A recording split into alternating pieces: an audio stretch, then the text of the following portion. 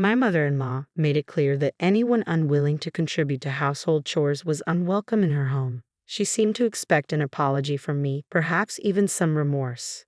Meanwhile, my husband sat beside her, a subtle smirk playing on his lips, as if he took pleasure in watching me being reprimanded.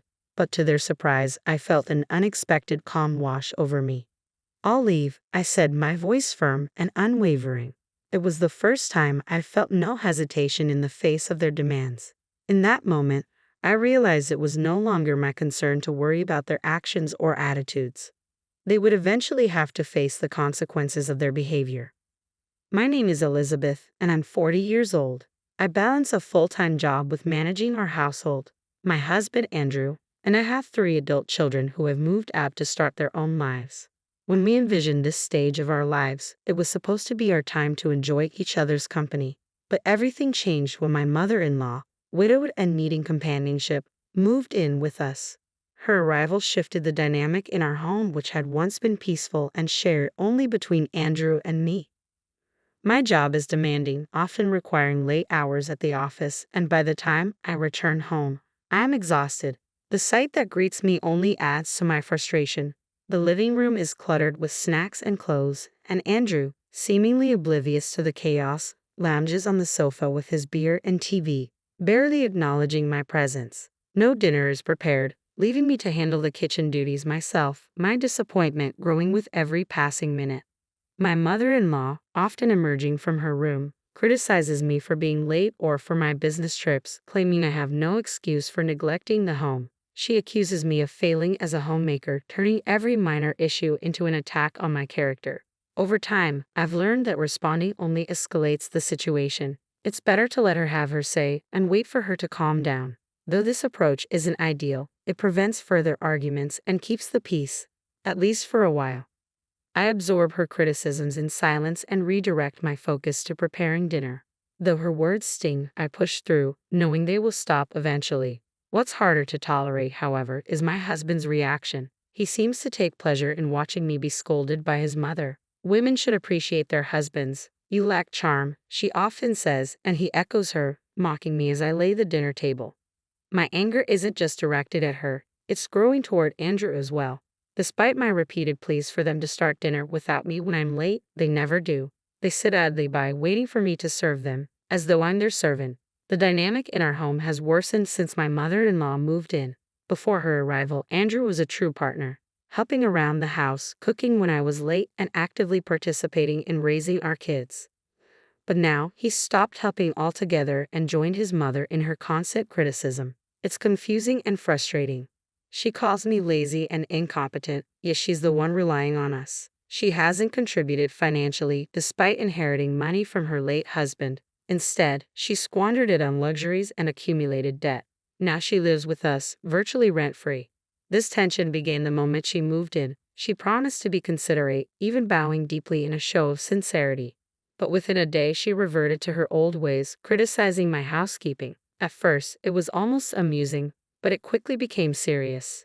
She accused me of being a poor wife because of my focus on work, criticizing not only my housekeeping but my professional commitments as well.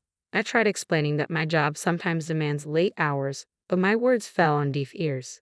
Instead, she suggested I take a part-time job at the local supermarket, as if that would somehow be more suitable. She had a fixed idea of what a daughter-in-law should be like, but little understanding of the realities of my job. Living with her became increasingly difficult. Every dissatisfaction, even with something as trivial as our meal choices, led to complaints. Even simple routines like breakfast became issues. We used to grab bread or buy lunch, but she disapproved of these habits. Reluctantly, she began following our household rules, but not without constant grumbling. Dinner time became the focal point of contention. She insisted it be served promptly at 7:00 p.m. with at least 3 side dishes, demanding that everyone eat together. She claimed this was what normal families did, but my work often kept me well past 7:00 p.m., making her demands unreasonable. She doubted the necessity of my job, suggesting Andrew's income should suffice and implying that my work was more a matter of personal choice than financial necessity. When I looked to Andrew for support, he simply dismissed my concerns, suggesting I'd learn my lesson eventually. His lack of defense only deepened my frustration. He seemed content to play the indifferent husband, incapable of contributing to household chores. This behavior irritated me even more because when we first moved in with my mother-in-law, he had promised to support me. But since then, he had aligned himself with her, abandoning his role as my partner. They had teamed up against me, treating me unfairly. Whenever I tried to involve Andrew in the housework, my mother-in-law would promptly interject, declaring that such tasks were the wife's responsibility. Andrew, to my growing frustration, never challenged her. This shift in dynamics left me bewildered. We had always worked well together before, but now something had changed. Over time, I began to notice a disturbing pattern. Each time his mother criticized me, Andrew would smirk, almost as if he found it amusing. That's when it hit me. Maybe he resented the fact that I earned more than he did and felt uncomfortable with the idea of sharing household duties as a result. This realization made me rethink many aspects of our relationship and how it had shifted since his mother moved in with us. Andrew, traditionally seen as the family provider, couldn't openly express dissatisfaction, but I began to suspect that he was secretly enjoying the situation. When his mother first moved in, she frequently criticized my role in the household, openly questioning whether Andrew was truly the head of the family. There was a certain satisfaction he seemed to derive from being scolded, which revealed a side of him I hadn't fully acknowledged before. Despite all the years we'd been together, I felt like I was discovering a different person entirely. The atmosphere at home, once peaceful, was now clouded with constant tension. My mother-in-law's incessant complaints and Andrew's failure to stand up for me made everything harder. Before she arrived, I had never felt the need to question our relationship, but now, everything felt unstable. I spent many anxious days wondering what to do next. One afternoon, while I was out shopping, a neighbor approached me with a remark that caught me completely off guard. She suggested I should be more considerate towards my mother-in-law. Surprised, I asked her to elaborate. She confessed that although she wasn't fond of her own mother-in-law, she didn't consider herself inconsiderate.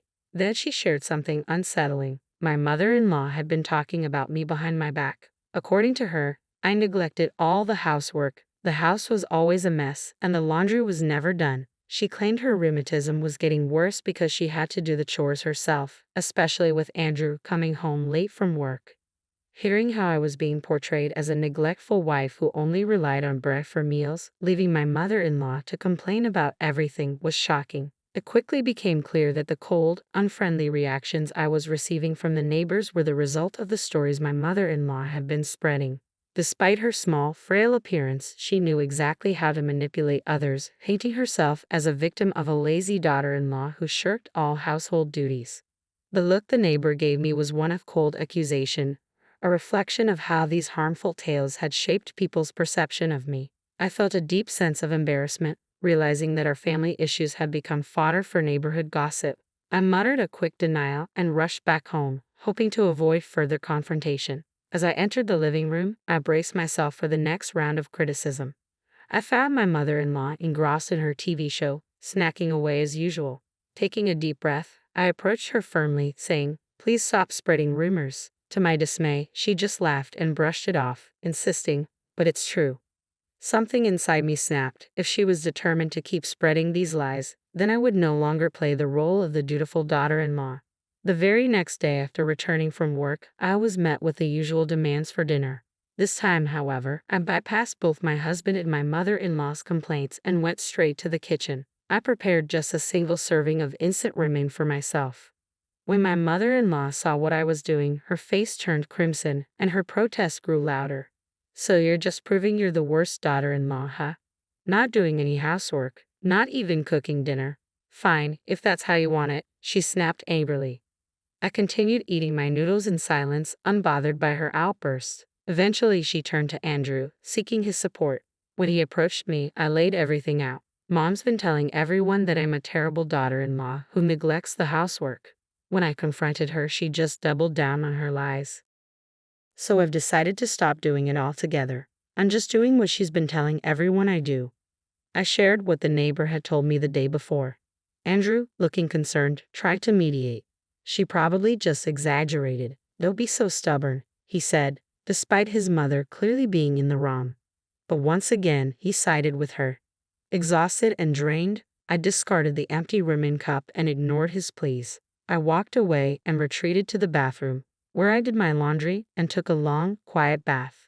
As I soaked, a wave of relief washed over me. It became clear that, no matter how hard I tried, I was always going to be seen as the bad wife. From that moment on, I made the decision to stop engaging in the household tasks my mother-in-law criticized me for.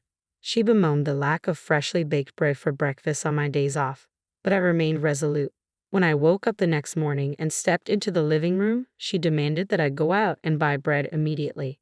In response, I looked at her and said, "Why don't you buy it yourself?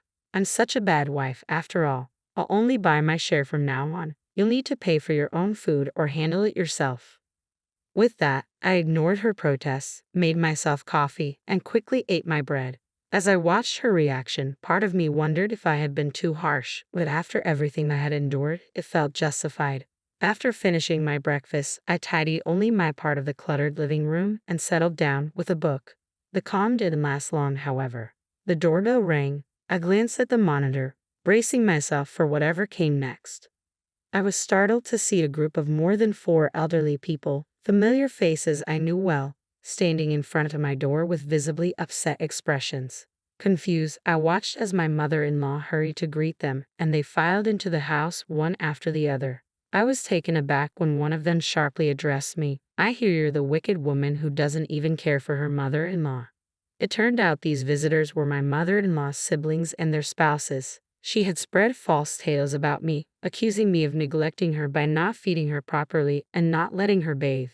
As the youngest of 4, she had a large support network, and now, with their spouses included, there were 8 elderly people in my living room, all labeling me as a demon wife deserving of retribution. Their accusations made my heart race with fear. "This is a misunderstanding," I finally managed to say, my voice trembling. But the eldest brother raised his voice, pounding his cane on the floor. "Stop making excuses," he bellowed. The others joined in, demanding that I apologize and reflect on my supposed wrongdoings. Just then, my husband arrived, drawn by the commotion. When my mother-in-law's brother criticized my upbringing, I waited for him to defend me, but instead, he joined in, adding his own criticisms. In that moment, my affection for him vanished. I had always believed my husband to be a kind man, but living with my mother-in-law had shown me the truth. He wasn't kind, he was simply weak, easily swayed by those around him, and unable to stand up to any pressure. During the heated exchange, one of my mother-in-law's brothers even suggested that we get a divorce. To my horror, everyone seemed to agree. My mother-in-law then offered me a so-called second chance, but only if I promised to change and serve both her and my husband better in the future. Trying to hold back tears, her siblings urged me to be grateful, claiming that I would never find a kinder mother-in-law anywhere else. They even decided to implement a rotating schedule, taking turns each week to check if I was keeping up with the housework and attending to my husband and mother-in-law's needs adequately. Once their plans were set, everyone appeared content and left to celebrate with a sushi outing. As they departed, my mother-in-law couldn't resist a parting shot, telling me to ensure the house was clean and the laundry done by the time they returned. Alone in the cluttered living room, I was left to wonder how everything had escalated to this point. Tears began to well up. Our marriage had been happy until my mother-in-law's interference. Now, despite all my efforts, I found myself the subject of complaints from all of them. The tears streamed down my face, a mix of sadness, regret, and anger. A few hours later, my husband and mother-in-law came home. I was still sitting in the disarrayed living room when my mother-in-law smirked at me. "See, we don't need a wife who can't do housework," she sneered. "I told you to clean up earlier, didn't I?" Seemingly tipsy, she demanded that I leave immediately. My husband, grinning, joined in, probably thinking his support would make me comply quietly. But I had reached my limit. I no longer had any desire to do anything for them.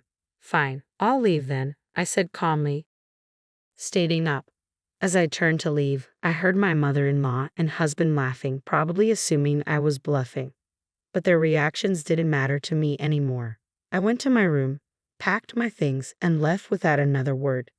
A week later, my mother-in-law called me, panicked. "Andrew says he has no money."